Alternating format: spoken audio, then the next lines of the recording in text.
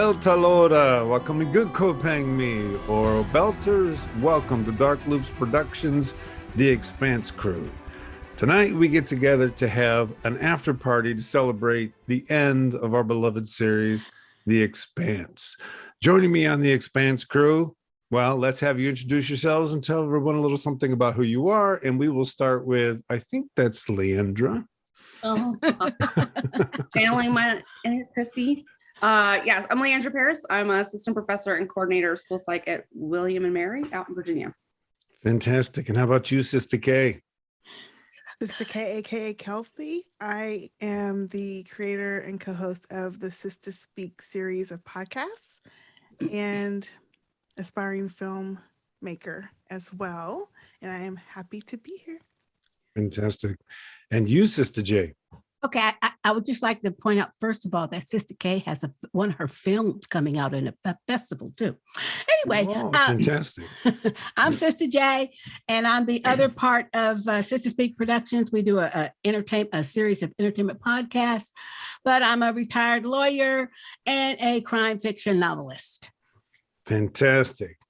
And joining us on the podcast this evening is my friend, Dr. Tom Critchfield. I'll tell you, he's here because before this season started, we were actually texting back and forth about how much we loved it. And we could not believe that writers could keep a story this tight for this long. So, Tom, please tell us a little something about who you are. I'm your colleague at Illinois State University, experimental psychologist, but I have a dark secret history as an English literature major, and kind of never grew out of my dark teens, so I dig me some dystopia. But more than that, I really like listening to smart people riff on just whatever's put in front of them, and so the pressure is on, guys. I'm expecting good Oh, look at that mess. Fantastic. So here's what we're going to do. I think each of you pick something that was your favorite. It can be a character, it can be a scene, it can be a plot line. And we'll talk about that and just express our love for the quality of the work. And then once that person's finished, everyone will say what they thought. Is there anyone who would like to go first? I say Chrissy should go first. Yeah, come on. If I realized no one else was going to do this.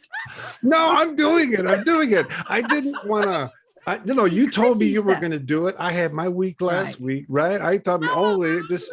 And we already discussed I'm too short for any of the characters, so. Yeah, but you read the hell out of Drummer last time. Yeah, I did. You read the hell out of I love her. That was great. So the question is like what our favorite part is? If right? Or pick part, scene, season, character, yeah. So I think the thing that I always I could go back and watch over and over again is when the Naboo, that's the ship for the Mormons, right? Yes. For whatever. I'm not good at names of ships, by the way. I'm really sorry. Unless it's Star Wars, I don't know. But you're right. That's Naboo. Yeah, the Naboo is headed there, and Miller has accepted. He's dying. He's just sitting there on this thing watching it, and it's a gorgeous shot, and it's wonderful. We've accepted he's gonna go. This is it. This is fine. And then the dang thing moves, and then it goes right over it. That whole scene, the way it was shot, the beauty, the cinematography of it, and his reaction to wait, what? The whole big long spire going. Y'all know I love when I'm thrown off, genuine surprise. I genuinely was surprised, and the whole idea that the proto-molecule had actually taken ownership and turned the entire ship into its own organism. That was just such a cool plot line, and I loved that moment and could watch it over and over and over again. That was very good. Yeah. The thing about the surprise is we were surprised, but we didn't have a clue what was going on. And I thought, what kind of weird camera work is that? Or am I supposed to be inverting this in my head? And you really think it hit? And then it's that bit that sets off this crazy Julie Miller proto-molecule stuff that's clearly my favorite part of the entire show. So I don't want to talk about that. We're going to still talk about this scene with the Nabu missing the ship. Someone can take off from there. Yeah, I just feel like they went through so much to steal the ship, and like didn't. I don't know. I just wasn't expecting it. Good. I was impressed with what it was more than what it did. I write crime fiction and stuff, but science fiction is my favorite to read. And I've been doing it since I was a teenager. And I was just very impressed of how they meaning the producers, put it into individualness. That ship was awesome. But the purpose of it was in Warship 2, it was in Warship 4. These were Mormons or equivalent to Mormons. And I don't know if they called them actual Mormons or not, but they did. That's what, that's what I think. So, but I just think that the whole physicality of it, and when they showed the interior and how it was like an arched church, and the whole thing, the symbolism to me was just wonderful. Yeah, it was. Well, hearing you talk about it that way, it's like human spirituality meets cosmic spirituality, right? I mean, well, because that's that somebody created all this stuff. Well, it may have been the proto-molecule. That's the thing, right? I mean, I never really created connected the proto-molecule. Exactly. Yep. Exactly. Well, and add to that, Scott, that both the cosmic spirituality and the other spirituality both get co-opted for some pretty dirty deeds. Yes. Yeah. Which just captures the grittiness of the show, right? Nothing is above how low people can sink. Yeah. No. And that proto-molecule changes hands and they all get dirty. Oh, yeah. It's like real life. Exactly. Yeah. Well, I'll take it from there because, when we talked about, the show so far in our first discussion, you all heard me go off about the whole Joe Miller, Julie Mao proto-molecule thing, just because I thought it was such a beautiful story. As I said then, I'll say now, I do wish they hadn't had him kiss her in that way. I do wish it had been kept a fatherly relationship or a platonic relationship, because she was obviously very beautiful, and for me there's something to be said for a relationship that can develop not independently of that but around that. It was obvious she was gorgeous. We have no idea if she would have ever been attracted to him. I mean, she was already in the proto-molecule state when he found her, but he was on a vision quest of his own, right? And he found something he'd never seen, he'd found what he'd been looking for and didn't know what it was his whole life. He never left Ceres, right? He's a belter who pretends like he's a detective from Earth. He just never belonged anywhere. And he found something that he felt to be true and basically religious. And I would have been fine without the kiss, but I'm not the writer. So. Well, I don't think,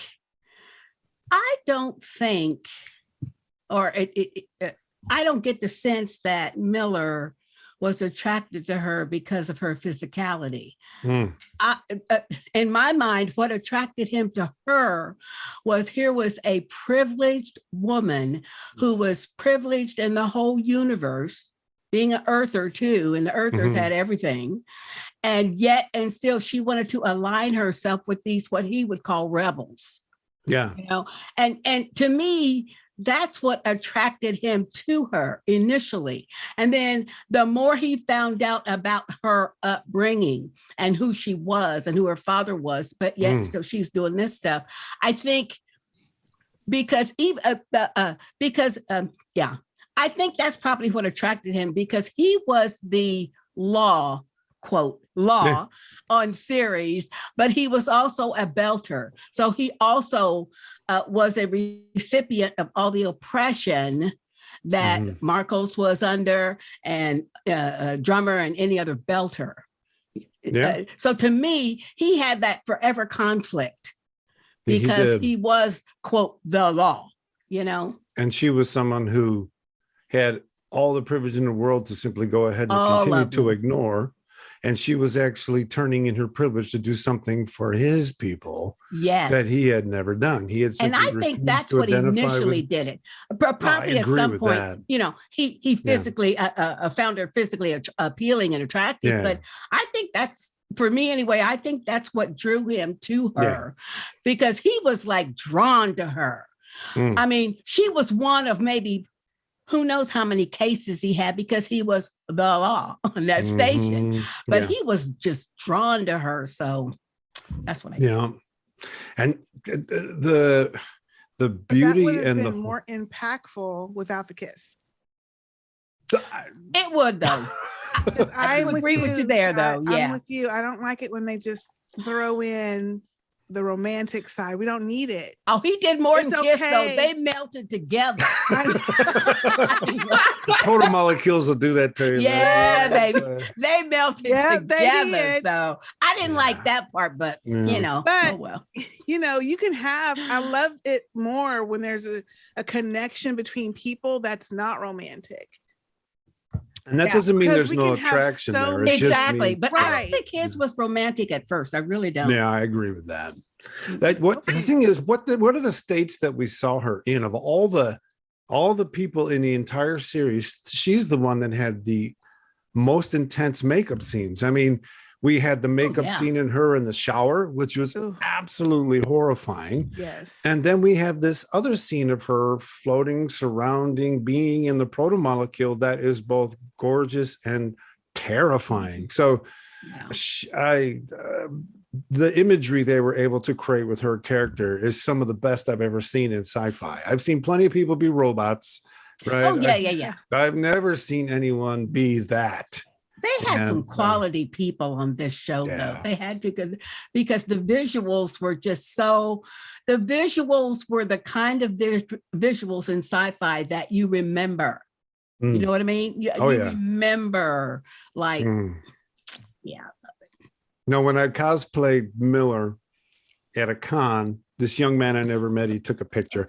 I had taken a picture, 8x10 of Julie Mao, and put it up on the table with me, right? And you was into it. I was into it totally. My sister helped me with all the light bulbs. She told me how to go buy some stuff where you paint the light bulbs with it. So Connie's good though. She's good. Connie knows what she's doing. Yeah. And I showed her what I had going on. She goes, "Oh, brother, you're getting into it. Awesome."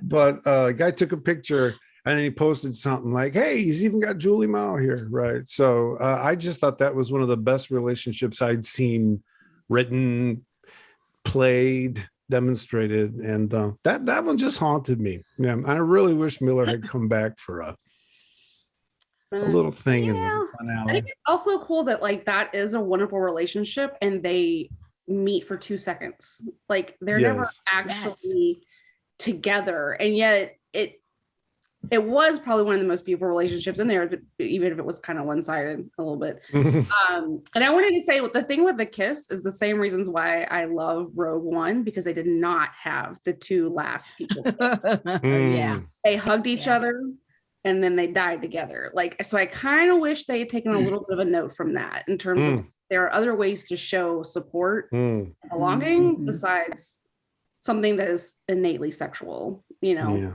Right. And because of that scene, I agree with that. Where she says, "I just want to go home," I always get to say for the rest of my life, "No, baby, we got to go to Venus," right? I mean, I will instantly know I'm in the midst of a hip crowd. If someone says, "We got to go somewhere," I said, "No, baby, we got to go to Venus," and they get it. We're in like. What happened to the thing that came out of Venus? Did I just forget? It became the ring gate. Oh, that's right. Oh my gosh. That's why but that's a good point, because we were talking about what's going on over Laconia, and that was a spaceship that got protomolecule on it. And I think that protomolecule is transforming it into a ring gate, because when we looked at it, you could see that it had ring gate. Yeah. So it had a ring that sort of kind of like a snake does when it unfurls. However, but it had the makings of that little spiky arch thing that was on Illis. That's what got me, because those little spiky things on Illis was, in my remembrance, they were the remnants or the residue of whatever got rid of the proto-molecule creators. Yeah. Remember on Illis, those spiky things, that landscape? Yeah. But that was just the residue. That was the left behind part. That was the ancient aliens stuff. Exactly. but that was the left behind part. Right. So exactly. how was that proto-molecule building? It looks like even on a smaller scale, a replica of that same shape. That's what was interesting to me. I thought, wait a minute. You know, somewhere is a designer who's like, damn it. Exactly. I got him talking about it again. Absolutely. I mean, I don't know if the books explain it anymore. I mean, from what I understand, there are 3 books left from what we've seen. She's reading them. Yeah. Does it explain that? On book 5, I think. Okay. Book 5. So I haven't read all of them yet. And they don't go into that? They go into a lot of stuff. No, I can imagine the books. I mean, they're amazing. They go into a lot. So I really can't remember going into that specifically. I've read a lot of books lately, so I can't even remember. But the books are great. I think I want to go back and reread them now that the series is over. Yeah. Can we talk about one of my main irritations? And it was not the dumb kid on Laconia, but one of my main irritations. So irritation number 2. Irritation number 2. Well, this is my first irritation. That kid came later, but and that I realize things happen with actors, and jobs come and go, but it busted my butt when they changed out Chrissy's husband. Yeah, me They didn't too. have no chemistry. That second dude, they didn't have no chemistry at all. No. In my I was opinion, like, is she having an affair? That's what I thought. Like, I did I not really like thought that at all. That original guy, they had such chemistry on the screen, I thought.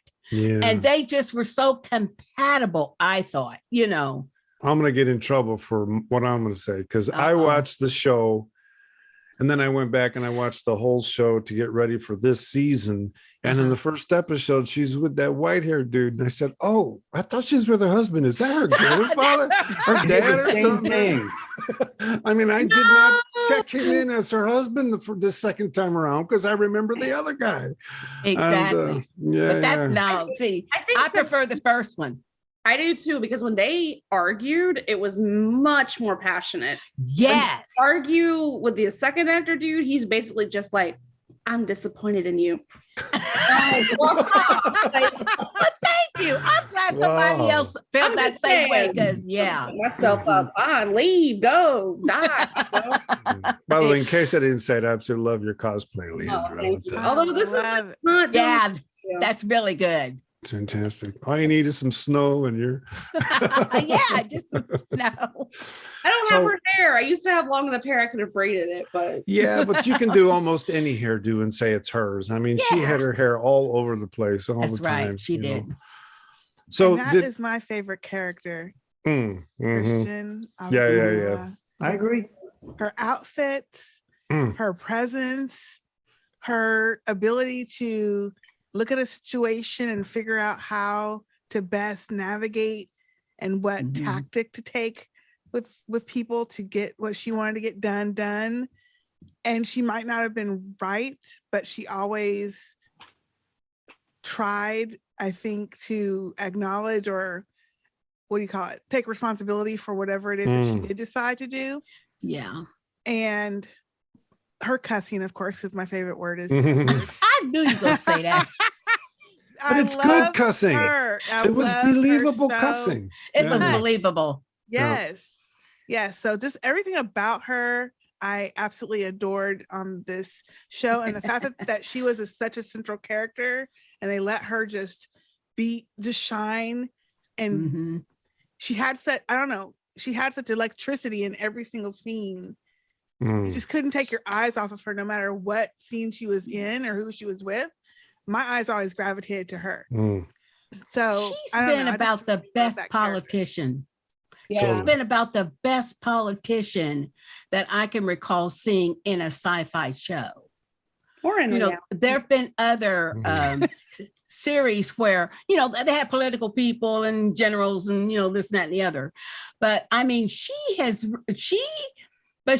like, it seems to me, the way she portrayed Christian, she was just the epitome of what you would expect a successful politician to be like.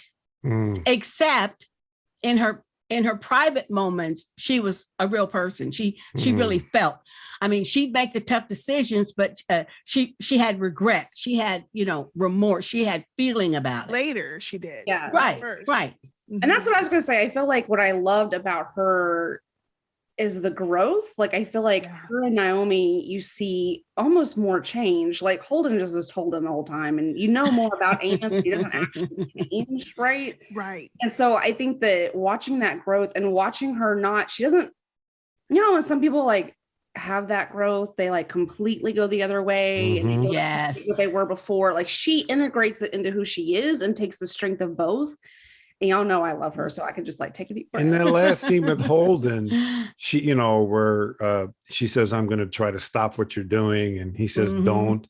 What she's thinking. It's okay, little boy. You and all your friends try to go ahead and keep everything fine. I'm going to stay out of the way, and just like season 2 or 3, you're going to call me back when the shit hits the fan, and you don't know what to do. I just think that she's okay. You'll do your experiment, and when things fall apart, you know who to come to. But I also like her relationship with Holden, though, because ever since she visited or went back to her political leading job after visiting a commune, I mean, she understood Holden so much more, but also because Holden does try to do the right thing for the right reason for him. He just doesn't consider that it may not be the right reason for someone else.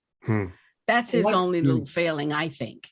I really like the interaction between them. She's the ultimate rugged individualist, right? And, they don't wear this on their sleeve, but Holden is the product of a communal society, right?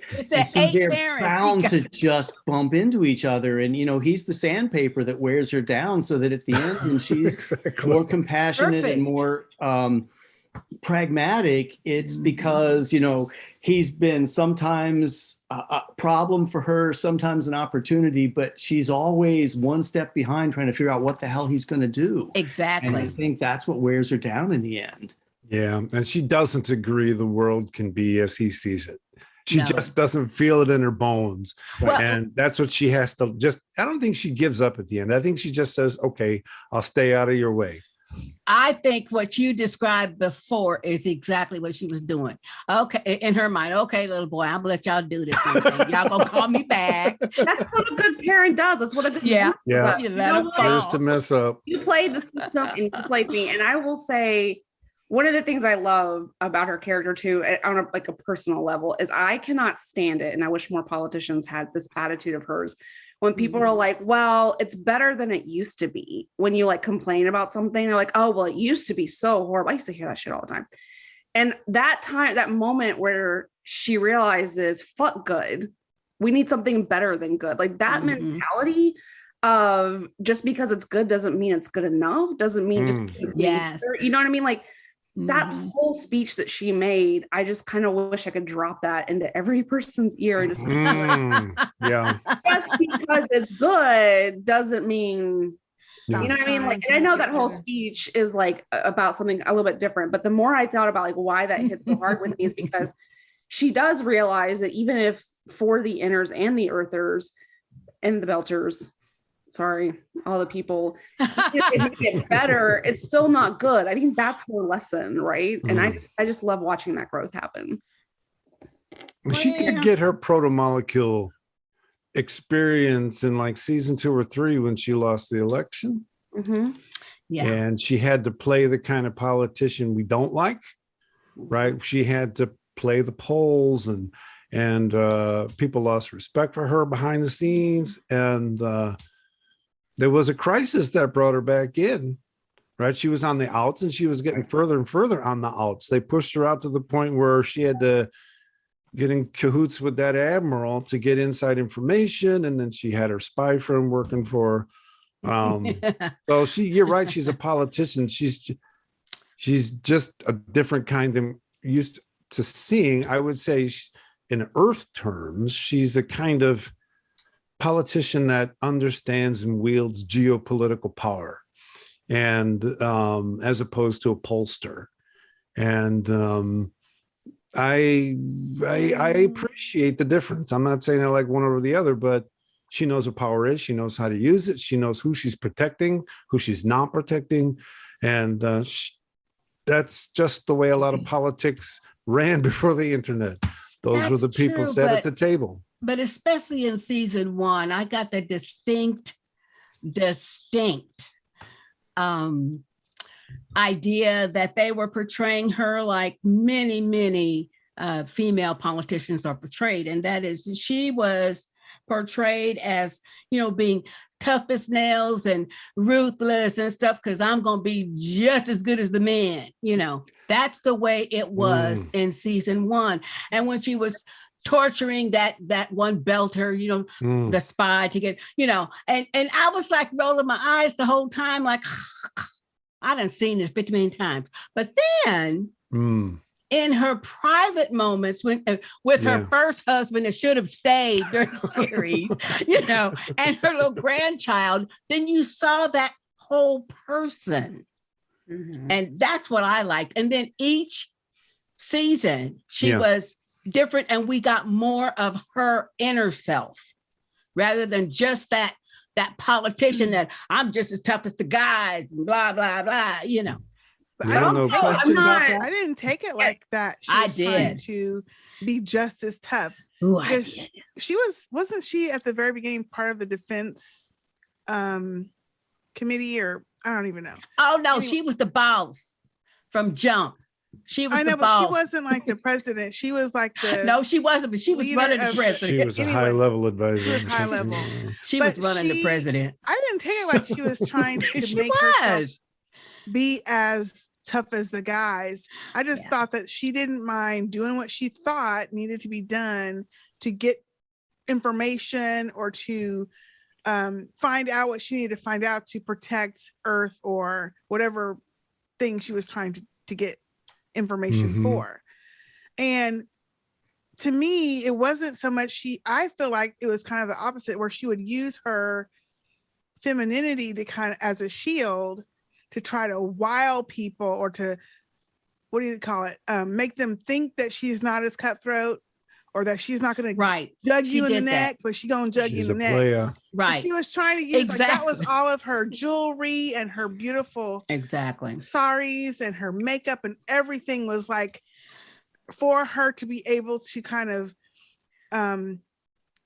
make people not assume that she was as intelligent or as cutthroat or as whatever. And she would figure that out as she would deal with each person. She was trying to change her way of dealing with people and still do what she needed to do. Like what was that? Her friend who said, "Oh, excuse, don't do this." She went behind his back and she's like, "Oh, I'm gonna go ahead and do it anyway." That kind of thing. She's gonna do. But there were a few scenes there too where the person who was the actual president was very indecisive. And I mean, that guy, she kind of ran him.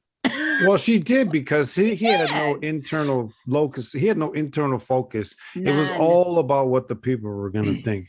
Tom, you had something you would want to say. I was just going to ask you guys. I was also just rewatching season 1. Let me ask you guys this. If they had cast a male in that character, but left the script essentially as it was, and instead of the lovely dress and he had the Rolex and everything, would you guys have just said, "Oh, there it is again, toxic masculinity, everybody's friend or foe, and we squash the foes"? Would you have said that about it? Because That's I a got good the question. impression that's Tom. what they were going for at the beginning, with the idea Mhm. of, because it's a woman, forcing Could you to be. see that she's more complex than that. Whereas It I could think with a be. male character, one note, you know. I think Right.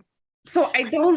Well, first of all, they would have still had to have been as sharply dressed and as Yeah, close. oh yeah. I Right. mean, And it would depend upon the actor too. Yeah, it would have to be. Sure. You know. The other thing though If is it was Clint Eastwood, then yeah. I'm just saying. I mean, there are some actors who could have pulled that off, but you would need to be able to Yeah. pull off. you didn't say Kevin Costner. You need to be able to Sorry. Go ahead, Leandra. I'll shut a up. sense of empathy that like not all male actors can pull off. Like I'm No. sorry, like not all female actors can pull off either. But she had a sense of empathy from the beginning that you just have That's to have the true. right actor. So I don't know if it was.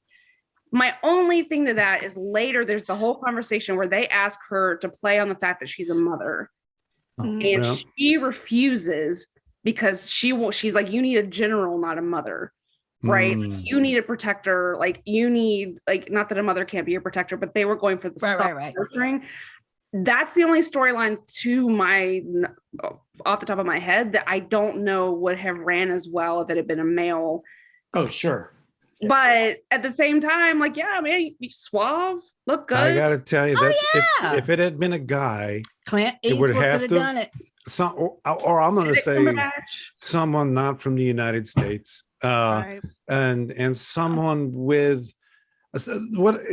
I might get in trouble with this, but what I love about Christy, there was always an edge of flirtation in what she was saying. That's what It- Sister Kay said. Yeah. And with it's her just always dress even when she's yelling jewelry at and you and everything. cussing at you, there's always I'm not going to say a sexual tension because that's not what I mean. It's a very I know what you mean, human, though.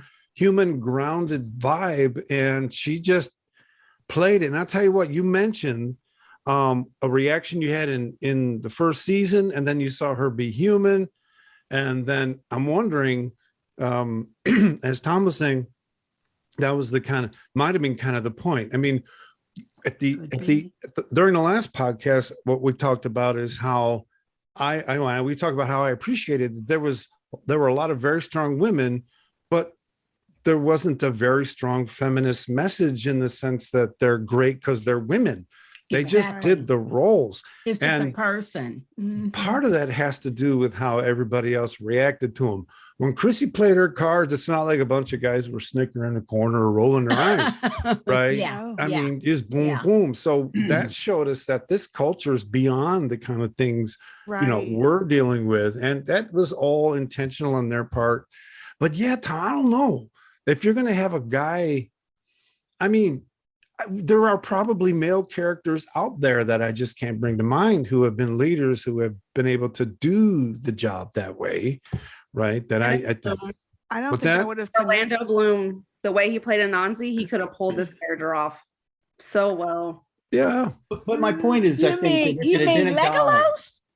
No. You said Orlando Bloom. Oh, did I say sorry? I want some wine. Can you cut that part out? Okay, hold on. Let me write the time. Little Leah, punishable Jones, mistake damn here. All right, you're going to talk about Orlando.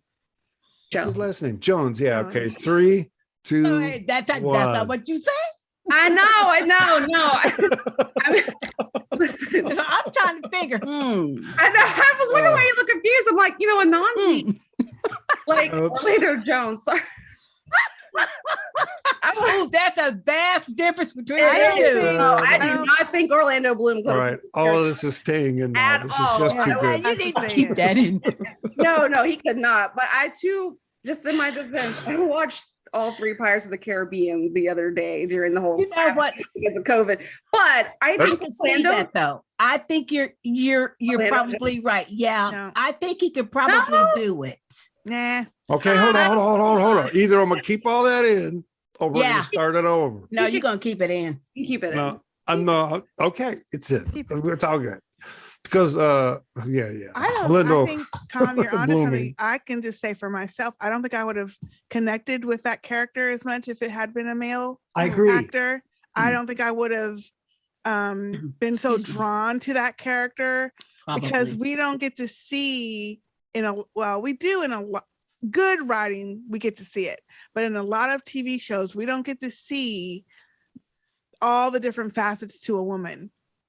And it's not just the wife that stays at home waiting for the soldier husband to come back from war, or the woman that's getting chased or harassed and has to defend her. You know, Right. It's just like with black actors too, or stories. Yeah. We always have to be the slave or the put In up slavery. Oh, there's a new one coming out too. discriminated against, and more to a black Or the magical savior than being persecuted. There's more to my story than having to deal with racism. That's a piece of what I have to deal with, but it's not everything. So I don't want to see that every time that I turn on my TV. Right. And so for women, I don't know. I think I would have not connected as well if that had been a male character, because I want to see what I know that I feel inside. If there's something that I need to do, I'm gonna do it.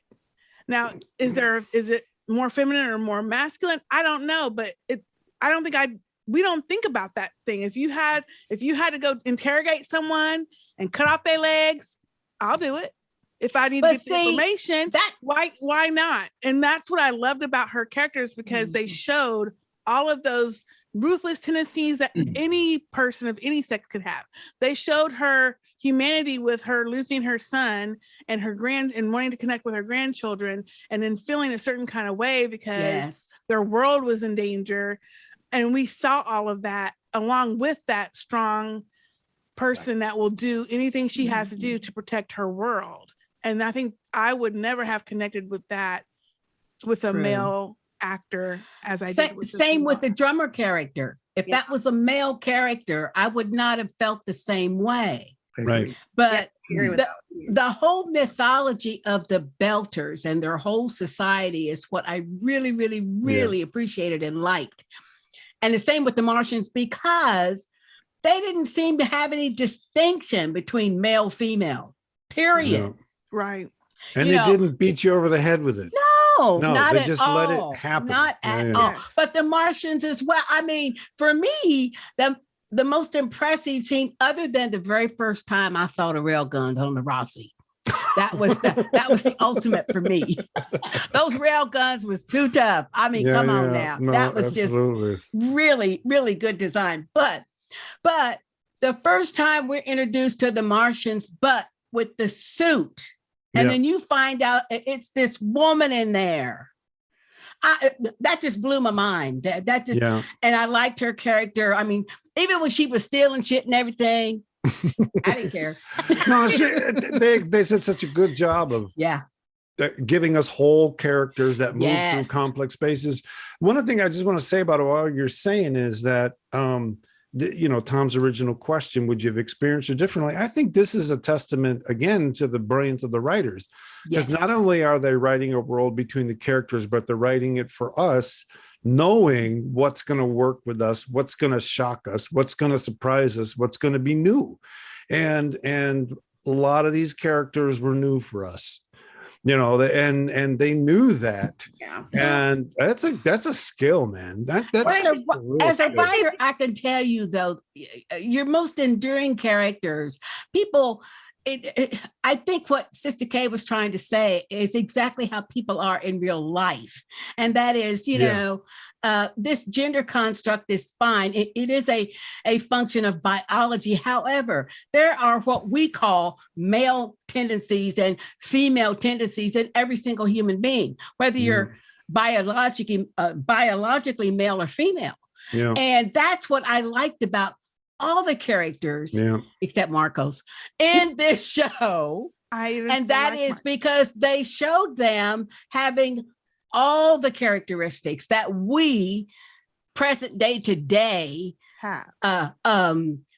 equate with, well, that's being female, well, that's being male. No, it isn't. It's just being a human being, because we all have everything. There are certain things where every single person is either more passionate about or less passionate about, which would be interpreted from somebody across the room as, oh, they're kind of soft, or, they're too assertive and aggressive. But maybe that's what they're passionate about. You see what I'm saying? Yeah. So that's what I liked about all the characters. So go ahead, Leandra. I'm sorry.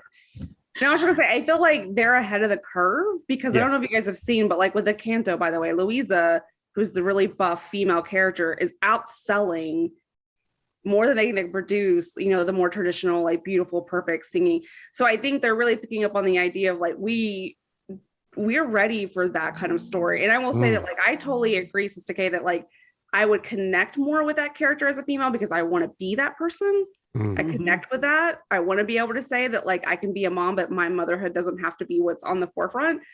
At the same time, I'm just also attracted to her. So if I'm attracted to the male, so I think there's like two different ways of looking at it. Like, am I attracted to you or do I want to be you? And with her, the answer is both. So I think that also plays into it too. So I think the writers did a great job of, and I agree with everything you guys said. I just think it's interesting you were bringing up the suits and like being strong and like a leader, and now Disney's finally like, oh yeah, like women can have muscles and be the strong one. And that's why I like Drummer, because I'm like 4'11" and not a week. Like, well, that's your cosplay. Like, we've been doing this the whole time. I need some stilts. But I think that's why the Expanse ended up being it resonated with so many people, because it doesn't pay attention to those things that we are thrown in our face every day. It doesn't pay attention to race. There's Black Martians, there's Asian Martians, there's or Belters, and it doesn't matter because they're all Belters. Yeah. And then it doesn't pay attention to the gender. It doesn't pay attention to the norms that we have for marriage. Drummer has this polyamorous family. Yes. Holden's family too. Yes. He had 8 moms and dads. Now, so I'm going to agree with everything you guys. Oh, sorry. And it didn't pay attention to. It didn't make it shocking. Like, ooh, it didn't. They didn't beat you over the head with it, right? It wasn't a thing, and they never even mentioned it. Well, I think they were able to do that because they were so. I'm just going to say so attuned to what we are used to, that they made sure they rode that wave. And they rode us on that wave, right? They knew what we expect. Not that we don't expect it because we want it. We expect it because it's what we see over and over in movies. And the thing is, I'm going to agree with you guys that they're showing us real people. At the same time, these people are not just anybody. The wittiness of the banter is not something you get with just anybody. The look in the eye across the room level of understanding is not something you have with just anybody. Now, the way they can get away with that is saying, but they were all out in space working at the camp for different reasons, but it brought these type of people together because of, and I would buy that. But this is not just any group of people. This is a really sophisticated group of adults, wherever they come from, and so I loved it. Tom, how about you? Favorite Scott, you wouldn't watch that show if it was just a bunch of regular people. No. That's what you call reality TV. Good point. That's right. That's the Real Housewives. So I don't know why. I'd say I wouldn't watch it. It just wouldn't, I'll stop there. Tom, favorite line, scene, character, theme. Okay, so I'm going to go meta here and say that my favorite character is character development, because here's what tends to happen in shows. You either have one character who gets to develop and everybody else is a cardboard cutout that gives them some space to do that. Or they do this in all the Star Trek series, where after a good, promising first season, it devolves into all these little side stories about individual characters that never weave back together. And so it just fragments the whole dang narrative. And what they do in this show is there's at least a dozen characters who have an arc that spans multiple episodes, that's coherent, that's interesting, and for the most part satisfying. And if you want to take people who are only in 2 or 3 seasons, you got probably 24 people that you can do that with. Now, name one other show that accomplishes that. I cannot. Busman. Not a science fiction show, but I was going to say The Wire. I love The Wire. I was going to say The Wire. Yeah. Right. Oz kind of did it too, though. Oz had a bunch. Who? What? Oz. Oh, Oz. Yes. Oh, you probably. I heard House, and I was like, that was a formula show. I didn't understand. I'm sorry. No, Oz was a prison show, and they showed. No, I saw that. Everything. Yeah, that that issue Tom just raised is one of the Yeah. reasons we texted each other. And we just couldn't believe that these characters were coherent and they kept surprising us. And I mean, that's somehow, the thing. somehow you can't understand any of those major characters without knowing the story of the other characters, right? It's completely and totally integrated in a way that just rarely happens, you know. Very rarely. Very rarely. And I really dig how even people who are lesser characters have arcs that make sense and are satisfying. So like, you know, Peaches, she goes from adversary to hesitant member of the troop to eventually she gets to a point in this last season, maybe episode 3 or 4, where just about everybody else in that found family is kind of pinging off in other directions. And suddenly she's the only one who's all in. And she becomes the glue that holds all of them together. And I just, you know, they didn't have to do that, but it works. I mean to go on so much. Sorry, but no. Please, while we're here. Good. That's good. So here's something we can do real quick, because of course I have an answer. Who is your favorite temporary character? Right? Who is your favorite like temporary character? define temporary. Well, I'm just How gonna say temporary? Walker, man. I I love was Walker. gonna say Walker. Yo, Busman. I just love that guy. I was gonna like say that character. Ashford. Credibility. Ashford. Was Ashford, good too. yes, Ashford. I was love that very actor. good. Y'all know I don't know names. He I don't. was the one that drummer that him and drummer got stuck in Yeah. that big cargo. Yeah. Yes. Okay. And the only reason I didn't say Fred Johnson, and that's because when I watched the first season, I was just coming off The Walking Dead, and I was Walking mad at him. Dead. Yeah. No. Who was get that? That was the season when this first season first came out. That was the last season I watched of The Walking Dead. I was out.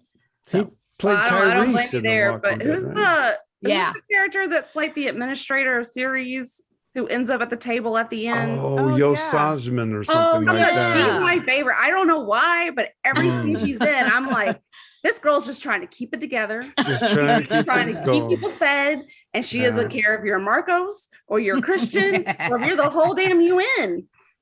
Sit Don't down. side eye you. Yeah, good line. I love it. What about Rushford? What was her name? Rosenfeld. Oh, yeah. yes. Fantastic. No, I can't. All right, I'm still in Fantastic. mourning. I am that. Okay, so like the dog thing, that's like my number one. My number two is Rosenfeld dying. I am genuinely upset that she didn't take over. No. I'm not. I He had to go. No, she did all that work. Like she Yeah. did so much. And when she, into all as soon that, as and then she died. as soon as she said to Philip, "I don't want to go," I thought, yeah, that bitch dead. She gone. Oh, yeah. She No. gone. Yeah. I don't think she got the kind of death that she'd acted and earned. But She didn't. they They just shot her It was and not a went on. Shakespeare death at I all, man. know. No, it Like, was boom, right pointless through the almost. ship, I mean, yeah. other than it's what causes Philip to Breaks finally Philip, be like, yeah. all right, I'm out. Okay, so I could serve that purpose, but like if she were to die, I would have wanted it to serve a purpose that she would have fought for, not just Yeah. serve Philip.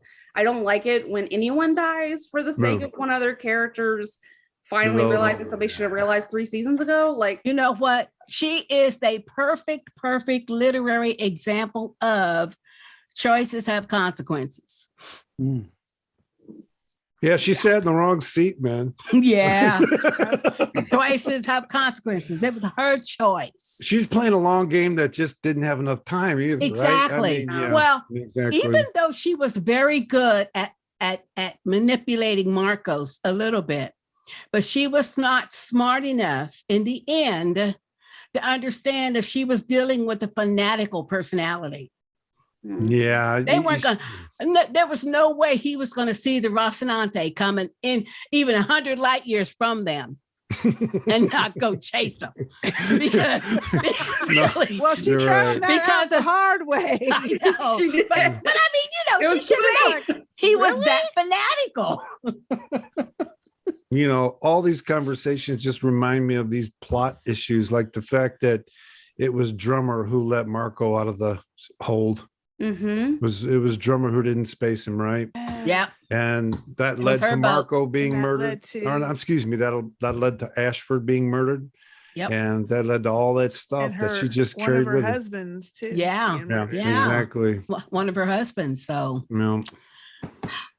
Forgot about that. Yes. I mean, all these choices little have points. consequences. Totally. Yeah. And she was thinking about that too when she's Oh, sitting in yeah. that ship and the hull has got a hole in it.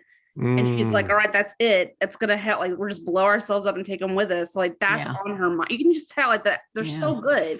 Yeah. And the guy comes on and is like, I got it. Hey, boss Yeah. man. Yeah. I think we have the same idea. I didn't want to see Walker go out like that either, but that was good. He had a pirate's Oh, hero he had a- death, yes, man. he had a- Yeah, the yeah. best death he he He's did. the had. pirate king. Absolutely. He had like a space Viking funeral. He did. Oh, That's what I want. Put me on a pirate and light it up. Totally excellent. But I'm sorry. Absolutely. Anybody else got a favorite small scale character? That's The fine. doctor. I like the doctor. Oh yeah. The yeah, guy, she was- like the one that like they have the kid that they go and find, and then he ends up giving Earth the means of like repopulating its yeast or whatever. Yeah, he Like, was okay. Oh, Prax. I like Prax. him Yeah. I like him too. because He's all right. they're all like, we gotta save the universe, and he was like, I don't give a damn. Like, I mean, Mm. he does want to like save the universe, but he He's gets like, I very need to save like, my people. Yeah, he- but you I have, know like, what? I have like my other stuff going on. Like, I just appreciated that. Now that does bring up another one of my pet peeves, and that is this. Wait, it's That- number 3. Yeah. How many you got? Wait a minute, but you'll like this one. That whole 1 or 2 episodes where Amos is helping him go look for her daughter, for his daughter, and they had those Toonsis backgrounds. Oh man, They had that what was- background? those Toonsis backgrounds. You know, they're Oh. supposed to be in this little tunnel thing where they're trying to find her, and they had this like. They looked like they was like in the fun house, you know, at Halloween when people put cardboard up and y'all know what Toonsis is, don't you? That cartoon cat. It's not a cartoon. It's the fake cat on Saturday Night Live where it's Anyway, driving. that Oh, was the, yes. that was All the right. fakest background, and I'm thinking Yeah. all of this beautiful stuff in the Expanse, and they got this shit. Yeah. No, I don't remember the scene, but I can I don't remember imagine that being either. very Oh, let my down. It was like 2 whole episodes worth of them hunting for this baby child. Oh, And don't y'all recall? Go back and look at that background. We'll go look. It was Yeah. mascara awful. running. I It have was to- so awful. For all the other beautiful stuff Yeah. in this series, I thought, what? Even Amos is flying through space in the toilet scene. Actually good. That It was was good. actually That was very good, though. Because I'm sitting there thinking, okay, obviously special effect, but what did they rotate the camera around him? Did they rotate him? You know, and I couldn't wonder. detect any G differences in how How'd they he- do that, Sister K? Special effects. Film person. Did they rotate him or did they rotate the camera? They probably rotated the camera around him. Yeah, and he just Okay. sat there going, "Ugh." Yeah. I think that was so good how they showed him dodging all the Yeah. stuff. And Yeah. of course, we know it's special effects, but still, that was very well done, I thought. And all Yeah, this I like talk that. reminds me of everybody going blind on Illis and Actually and did not Amos. That enjoy was that. intense, though. That was an That was intense intense. episode. That was a good Amos- horror. Like, that's a really good Totally. like horror subplot. Yes. I Yeah, wasn't as into it, I and I didn't think like it's it. only because the slug thing really freaked me out. Yes. I, Oh, That I was like, sludge it's like shit was bugs. nasty.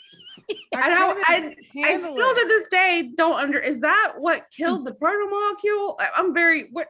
I must. okay. I'm glad you asked that because Was they it? they No. go deep into the whatever you want to call the monolith, and That they find thing, the yeah. red hole that Mhm. I think they said it's a bomb that someone used the entity used to kill the protomolecule. Is that what we're to believe? That's where Miller was, and he was trying to get what you call him to go in there, Right. and that scientist went instead. Mm, That's what he said. okay. Okay. So Leandra, I don't know any better. In other words, we're supposed to assume an adversarial relationship between the protomolecule and the red entities, right? Yes. but I I never think- really sorted out for myself, and I'm saying this in public. Who blew who up? Yeah, I don't know. Good either. question. That whole subplot was me basically being like, I'm never, nope. And the actor who played the general or like the leader of the Oh yeah, that guy. he's also in Torchwood. Torchwood, that He actor. is in Torchwood. Yeah, and That's where I saw that guy. yes, Torch. I love I mean, he's a Torchwood. really good character actor, and he is such a word I don't think I'm allowed to say on this podcast. Like, Is- I was just captivated by him. I don't like that character. I don't, but I love that actor. So that whole, Yes. I was just very distracted by him. So I how think that was long my do you think? least Go, please. You go favorite. ahead. You go, please. Sorry, that was my No, you least go. favorite story Yeah. Mm. on Illis. Torchwood. I the gotta best say part. what I Oh. did like about that And story is the flood and the mm, whole thing. That was my least favorite. I thought it was kind of Hmm. what I liked about it was we take these people and now they're finally out of ships. They're on land, a land we don't understand. And then I don't know what season is. I know it's season, isn't it season 5 where they're in Baltimore? Or is it season 4? It was 5 is we get the we get his backstory first. We get Amos's backstory first, and then he goes to Baltimore once Marco starts dropping them rocks and stuff, and it hit the prison, and he gets Chrissy out. Yeah, that's the only place he can think of to go. He gets Peaches out. I mean, Peaches out. Yeah, yeah. So- I did like having the crew in different spaces. And I gotta say, for me, what I loved about the proto-molecule, the red entities, the monoliths, we don't know what the hell any of that is. And that's just totally Lovecraftian. I have no idea what this cosmic stuff is. And I'm fine with the fact that I still don't know. Because the issue is to create this space and see humans freak out, right? You know, what are the characters going to do in the space, right? Yeah. And yeah. Anything anyone else wants to say? I share, think they're complain probably about? going to make the actual revelation of what killed the proto molecule. You think so? In a movie or a spinoff or something. And It's it'll just be on like when Laconia, Firefly and first came on, and then they had the movie. Right. You know, once it went off, Yeah. and then they had the movie and explained a whole bunch of other stuff, especially about that girl. So, you know, I mean, I wasn't mad about that, but I felt a little cheated. So I think if Yes, they I do did that, I would too. like it to be like a mini series, like at the kickoff for Battlestar Galactica or something. But you know what? I think you're right, and it's gonna take place in Laconia, and that little girl and Yeah. those dogs are gonna show up, and I'm gonna be Oh, pissed, and I'm gonna dip out. You know, tell me if it's Yep. good or not. yeah. I don't There Tell you you go. what, dogs, you, and the little black-eyed babies. Oh Lord. Kim Hagerman has a Yes. comment, posted a comment about the show. Kim. She must have watched, and she said supposedly movies are coming to show the Laconia plot from the books. So she's in the know Okay. on that. I think it's brilliant. Mm-hmm. Part of this that we haven't talked about, and if you watch that Ty and that guy thing I talked Oh, yeah, about, yeah, on I YouTube, did. wasn't that good? That was Yeah. I just that was love very talking to good. writers and trying to figure out how they keep it going. Unless But, it's Scott Gimple, and then they can just stop. What's that? Or I just, said unless it's Scott Gimple. And then, well, Lord have mercy. How much airtime Golly. did that stooge get, man? I mean, unbelievable. They they kept always bringing had him him on back. The Talking Dead. And I Oh was my, like, always shut had him. him Oh my up. God. It was horrible. But this stuff is money, man. And I've been talking about them wanting to take satisfaction in the huge work done well and just kind of, Right. leave it. At the same time, they're going to have to persuade someone for the, money wise to fund doing a movie or fund doing a I series. hope they do. Yeah. I Well, hope ask they you guys do this? because they need to continue. Would you guys have felt dissatisfied with season 6 had the whole Laconia plot just been sliced out? I've been better. No. Fine. I'd have loved Actually, it. they should have Yeah. sliced it out. more space battles. We could Yeah. have had some more And maybe space. Like, excuse me. I'm just Maybe saying there's just a lot have- of stuff. Yeah, maybe just have 30 minutes of it like at the end, like at episode 6. No, 30 minutes, the whole half of no. No, well, 5 That minutes. 5 or whatever. whatever 5 to 10 minutes that we had every episode was too much. It was too long, first of all. And it Well- was How long does it annoying. It take? was annoying for me because I don't like the fact that these kids are running around loose. The No parents don't know what the hell's supervision, going no on. nothing. I No. get they had to get the little girl out in the woods by herself all the time, but it was annoying. Right. She need a spanking. Thank you. So, So, that yeah. could have I feel like they could have shown something growing or something replicating itself in a different way. We didn't need this little girl 5 minutes. and this little boy. And we would've got the whole dying. point. And we Yep. we could have had another way to tell that story, but I get, that's the one that I really didn't like the most out of the whole 6 seasons. Then So I'm you guys okay. wanted it as a mid-credit scene, bonus scene, No, basically. yeah. Well, for Yeah, me, that'd be There you great. go. That The would bonus work. scene. That way I could choose whether to click on it or not. As it Exactly. was, I would go with my remote. Oh, Laconia, click, Laconia, click. I Oh, look. that They Or put it. show us more of they what put it was out going there. on with the general. Give me an Exactly. explanations about, as we said last time. Explain to me at least the resurrections in the dogs. Right? Please flesh that out. You put it on the table. You're not going to make another series. Just flesh that out for me. Maybe I'm stupid. Maybe I was supposed to get that they were proto-molecule dogs. But like we said, every time they started resurrecting bigger things, there were more dogs. So is there an exchange going on? Is a proto-molecule consuming something of these things? The only thing I remember about them stupid dogs is that when they open their mouth, the was like shape of their snakes. mouth was the same shape as the tip of their tail. Now, I think that's Oh. important in some kind of way, but I don't know. And I No, agree with that's you. a good- They should have fleshed that out. Yeah, They really should have. And I think, Scott, you had said earlier there are some things about the proto-molecule and the entities like we don't know and we're Yeah. okay not knowing. This is Right. not one of those things. Yeah. This is not one of those things that I Yeah. can just kind of accept. It didn't further the story other than this one offhanded Marcos being told that Laconia is not coming through for him. Like that could have been done through narrative. That could have been done through some scenes where it's just him talking to the general. Like, I really think that time could have been spent on Christian or Amos or And with that crazy kid with the black eyes, I mean, all they had to do was have somebody reading some report about, hey, we've had a report on Laconia where some kid died. Now he's not. Now he's Or there's a report of like an accident, a bunch of people died, and then they get one and they're like, and they're all alive again. No one knows how. There you and go. Everything goes blank. Like we don't. Now here's Or one thing they did whatever get. Go ahead. Go ahead. Or whatever, when that General Duarte was talking to the little girl, Yeah. and then his little guy came in and says, "Hey, General, da happened," and they rush out. And then later in that Oh, my last thing got a episode, return signal. the general's looking up, and then he calls Marco and he says, "Okay, you're done." Yeah. He obviously has found something that he's going to use. Yes. Why didn't we just have that story? Like, what are they there researching? What Good are they point. doing? And then there's Why another is he- lining. What was it that him and that guy were talking about? Yeah. All And we when he's saw are talking- these doggone kids and these parents. The only thing I can think of is like terraforming because that's what he wanted out of Mars, right? Like he wanted a lush Mhm. green new planet. But Now that's a really good point. That is a Mhm. really good point. And the thing is, they were getting proto-molecule babies on Laconia for free, whereas when they were doing them at Gilead, they had to go through all kinds of scientific stuff.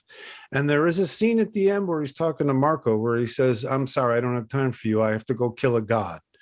So yeah, that's what he said. So what I'm not sure if that means he's letting the proto-molecule build a ring gate and then he we don't, or maybe he's got to kill that little kid. We don't know what he's got to do. See, I'm fine with what they did with Laconia and the ship and the proto-molecule and the ring gate. What they showed us is that people are trying to use the proto-molecule to make more ring gates. Like, 116 different rings aren't enough. We got to have Or infinite rings. they're trying to make materials, like even the metals Yeah. that they were Right. using for the ship. They're using it to create things, which is Mhm. fine. Mhm. but we didn't need to see these snake dogs. We didn't need to see these kids. And I don't know. They- It was yeah. weird. Well, It was Snake dog. weird. The kid plot kept did feel a little over the head. That It thing did- was going it to suck did that feel a kid little up over and the- eat her. But it stood out because everything else about the show has not been so, I mean, like you guys said, like Yeah. they didn't make it about race, about gender. Like those are not those, they weren't ignored, but they weren't the focus, so that you could then actually focus on the human interaction of oppression, Yeah. of generational Yeah. trauma. Right. Like, and I think that it stands out. So, like, I think if it had been another show, I'd have been like, oh, that's kind of cool. But it stands out because it's the one thing that truly doesn't drive the plot. You know what I mean? And like, Yeah. it doesn't seem to have a purpose other than like make you more curious about the protocol. Guys, it took over a ship, ate a woman, merged with Miller, turned into Venus, and then opened ring gates. I don't need to be more curious about the protocol. Right. Yeah. It had Yeah. that Yeah, big but dude, creature. Remember we that got some big killer creature? armor, man. Oh yeah, that big creature. What happened to That that? big giant thing that killed up Bobby's team, and they had to go shoot in the middle of Amos and Right. holding them. Remember that thing in season 2? Yeah. What happened to that? No, so that to me would have been a little bit more interesting to show how it's Mm. mutated, because obviously that one was a different strain or different Hmm. use of it, because they were using those kids as test subjects, the Right. proximity guys' kids Right. as a test subject. We could have went on with that, but these little dogs and this planet that's growing Yeah. and maybe replicating itself, that would have been interesting even to see it from that standpoint. So you guys are pushing me more and more into a Shakespearean interpretation. I mean, all they did was put a bunch of protomolecule on a satellite surrounding the planet, and it transforms the planet all by itself. Right. So instead of injecting kids with stuff and doing all that, they got this experiment going on, kind of like the movie Alien, right? Where you put something in the it's world. a rip and they off of create- the Genesis effect in Star Trek. I Yes. don't Yeah. disagree. We've I said don't this before. disagree. Yeah. I Like, see- the yeah. lesson is leave it alone. It's Leave it exactly the alone. same But thing. they didn't burn up the entire planet to start it over, though. No, they didn't. Well, No, but that's hey, why we don't took know until they control. wait a minute. Yeah, they we don't tweaked know. it a little bit. Yeah, we don't know. But I We mean, don't it was know. really. Pet Cemetery meets Star Trek, whatever number Yes. that was. And let me say, that is a feat. That is a feat in and of itself. It's not what we needed. It's not a new story. Everything else about Expanse is a new, Yes. fresh look on something. And this was Yes. not. Yes. All right, I'm gonna give this one more try. If they're building if they've got protomolecule that's consuming a satellite spaceship to create another ring, what this means is that human greed is infinite. You don't got enough here. You just never gonna stop. And what I do kind of like Oh, about she that. put her hood back on. Oh, she don't like that, huh? What do you? Challenge He's Chrissy. going Chrissy on ya. Going Chrissy. If you're gonna come at me, you got to come at me full Chrissy, though. Okay. Yep. Good.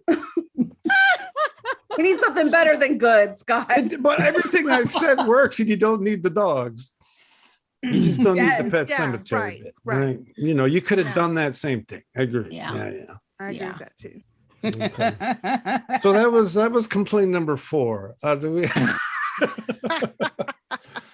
anything else you guys want to say about this fantastic show? It's just, I'm so sorry it's over. Yeah. I feel Yeah. like we're ending on like what we didn't like, but the truth is that like in this many seasons, there's really only 4 things we can identify. Exactly. Like, I don't know Oh. how to capture my love of every single character, even Holden, who I find to be the most boring character. Oh, in the you got to world. stop beating up on Holden, man. I Come like on. Holden. Boring. But I Come do. on. I love him. What I'm saying is that like he's Boring. boring to me, but I love him. Like if Yeah. I were going to watch that version of a character, I want it to be him. Like what he does in the end, like Yeah. giving everything up and walking away. Like that's so Holden, right? I don't know. Yeah. You know, like I got you. Yeah.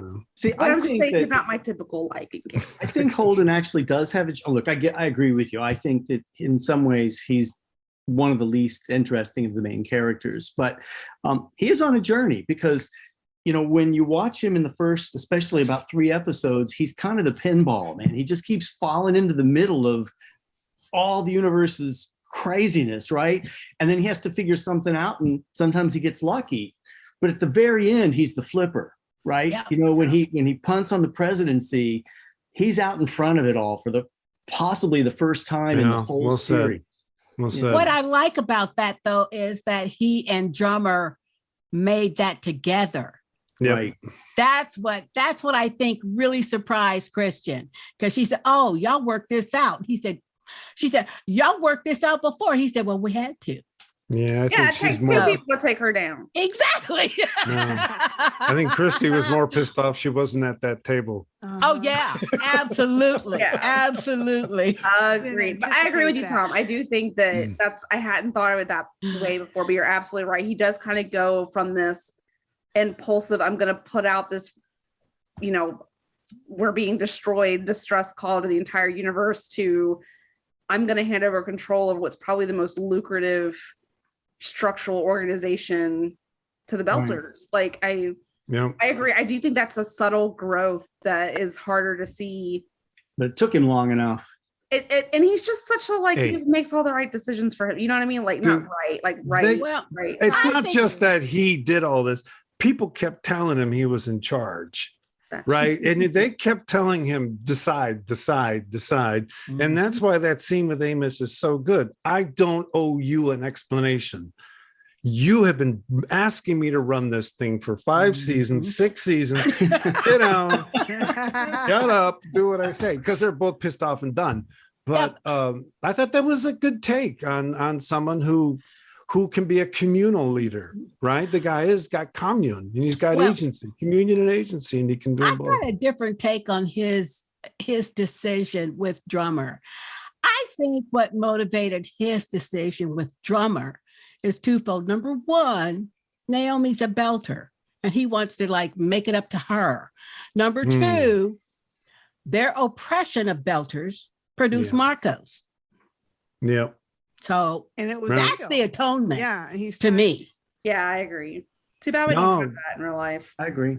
Now he's dealing with generational oppression, generational trauma, and because that was, to me, that was one of the most profound comments in the whole series. I think is when Drummer said that to Christian.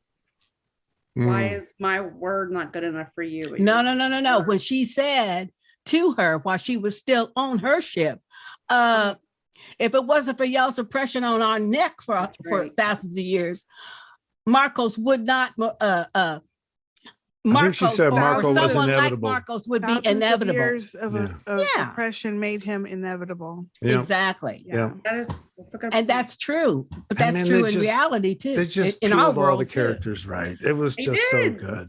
And they managed to give me. I'm so thankful that you said that, Sister J, because now I'm teaching this class on social justice. I have the perfect scene for how to be a co-conspirator. I'm going to show that. Oh yeah. There it is. Oh, I'm gonna write that down. Write yourself a note. It'll be like, what the heck is this that she's showing us? I'm like, just pay attention to this white man giving us a clue. Okay. Well, the thing is, you've got to, if that's going to work, people have to be in a space to hear it and feel it.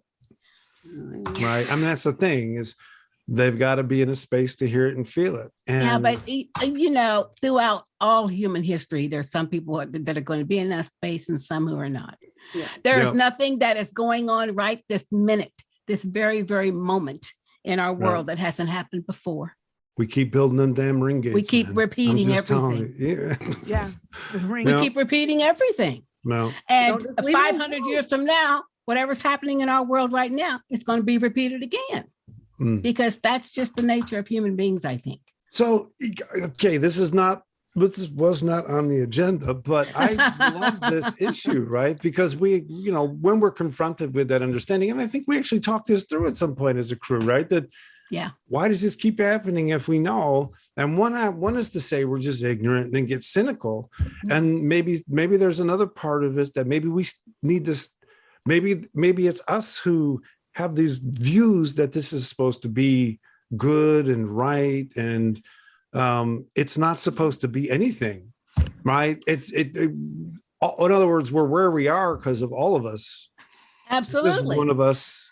Because there's going to always be a group of people who, whatever the industry is, it can be, grocery store, fix-it shop, whatever. But there's always going to be a group of people who say to themselves and believe it, oh, but I'm going to be different. Oh, I'm going to do it different. Right. It doesn't happen. It is all Shakespeare, right? But the thing is, I think so. For me, I try to do that and not be cynical. You know, how do you do that and just not think humans suck, right? Because I mean, I think we're beautifully ugly at best, and well, play your part. Well, I think there's that feedback loop too. Like what you're describing, Sister J, is like, I'm going to do better, so I do it this way, but that inevitably is going to not be better for someone. And so, you know, it's like homeostasis and like family systems. Like we make a change, other people respond to the change, and then that causes us to have to make more change. And so maybe the whole point of Expanse is that this was their change, this was their cycle, and the next That's it. Start later. A lot of people don't even understand nor believe in cause and effect. I do. Right. You know, really, a lot of people do not. No. So, Well, sometimes when you live a life where you don't see the effects, you know what I'm saying? You're kind of insulated and stuff. You just don't live that vibe. there's a lot of people like that. And, you know, that's why Amos was so awesome, right? Amos knew all the contingencies All of the humanity. stuff. All the stuff. But Amos, his character was so refreshing because the thing I liked about Amos was not only did he know all the stuff, but he didn't make not a judgments about it. Yeah. That's just the way it was. I like that. I like people like that though. He might be the most Shakespearean of the whole crew. Don't you think? It's a beautiful, ugly he mess. made no judgment about everybody else is judging other people. Well, you know, you Belters do this, you Earthers do this, you Martians do this. Bobby had judgments. Holden had judgments. Everybody had judgments. Amos is about the only one on that crew that didn't. Okay. He just wanted That's to all go he to the said. brothel. Oh, you gonna go and kill somebody? Okay. You know. Safe. Be protected. Be safe. Yeah. No, I think the other thing about Amos that I thought a lot about, because y'all know I didn't start off, I just didn't pay much attention to him, but you dissed my man. I didn't mean to. Was one of the things that I feel a little guilty about was when he was rescuing Peaches. I expected there to be some sort of romantic outcome to that. And then when he invited Bobby to go with him to the strip club or the brothel, I was a little betrayed on Peaches' behalf, but there's never a time where he acts like he's just helping her. He is a friend. Yes. He cares about her as a human. and I love that they yes, did. I had to like back up and be like, Leandra, why are you assigning a romantic intention? Yes, why are you trying to ship them? I don't know. Oh my God, we're having a Harry met Sally conversation here, aren't we? Yes. No fake orgasms, please. Okay, let's just. That is above my pay grade. She did. Sorry. You know what, Tom? She did admit that her whole favorite part was the very first scene where they having the sex in the thing. And zero G. Sex in zero G. Yeah, in zero G. Gravity defying sex, literally. And of course, she's the first character that gets killed. Should tell you something.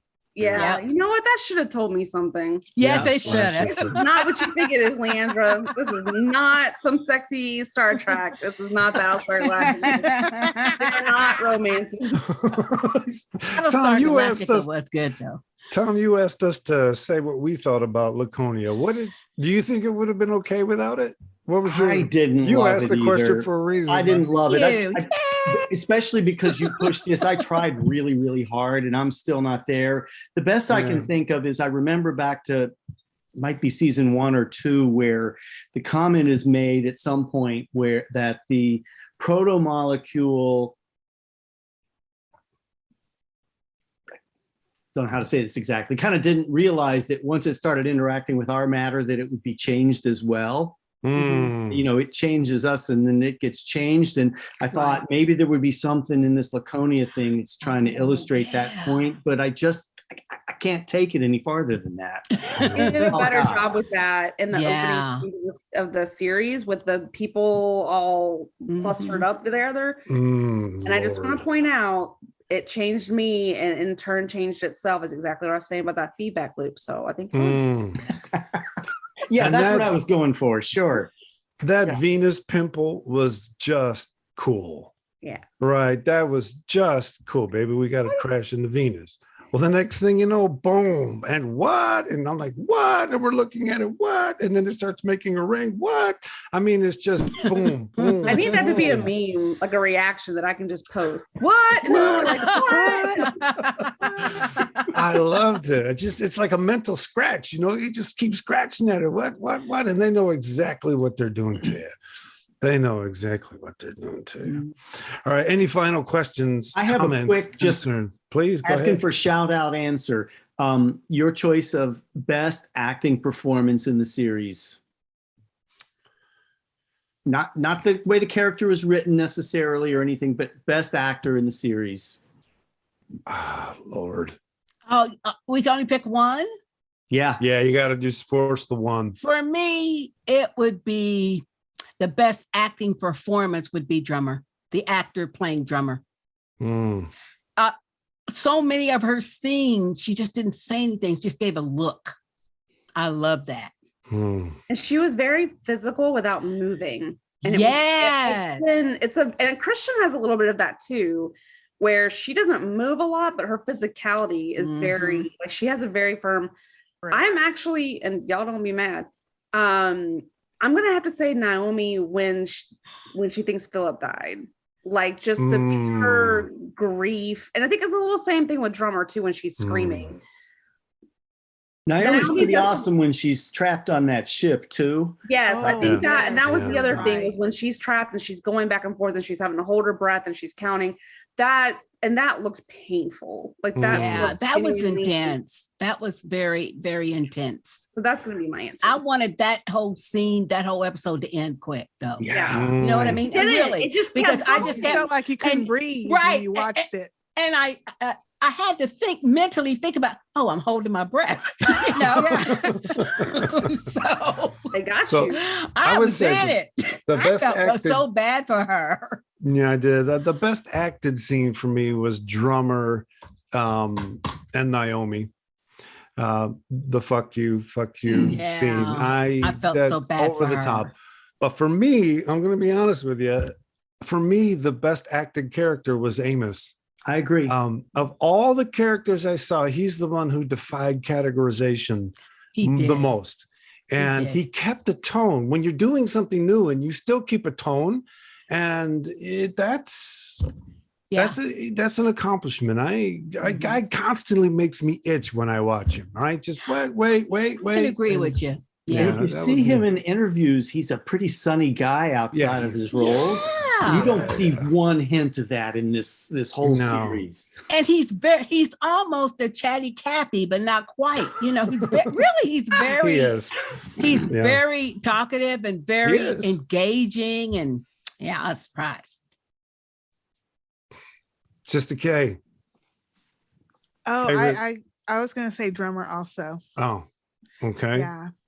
And Tom, you were going to say Amos. Yeah, I was You were going to for say Amos. yeah, but honestly, I'm really don't like choosing. No. Yeah, You made No. us? yeah, but it's Everybody. like, let's do I it. wanted you to choose. Yeah. Guys, to be honest, though, my favorite character was the proto-molecule. What an the actor. most non-villainous villain ever. Better than Thanos, better than the Night King, just pure change. And I haven't had anybody write that way before. And it was constantly present. And yeah. You Okay. reminded me, there's this scene in the movie Night Shift where this character goes, that Barney Rubble, what an actor. And somehow I feel like you're invoking that here.